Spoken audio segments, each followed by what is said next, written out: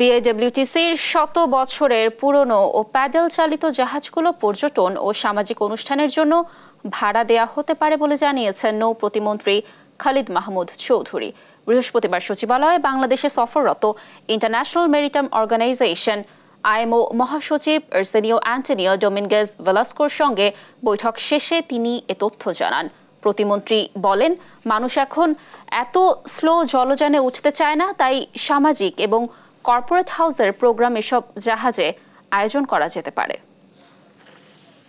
এখন মানুষ এত স্পিডি হয়ে গেছে যে এত স্লো জলযানে উঠতে চায় না। সেক্ষেত্রে আমরা চিন্তা করেছি যে এগুলা পর্যটন ক্ষেত্রে ব্যবহার করা যায়, অথবা ক্রুজ সার্ভিস করা যায়, যেটা আমাদের অনেক সামাজিক যেসব প্রোগ্রামগুলো আছে, কর্পোরেট হাউসের প্রোগ্রামগুলো আছে, সেগুলো এইসব অনবোর্ড করা যেতে পারে। তো সেটার ব্যাপারে আমরা চিন্তা ভাবনা করতেছি।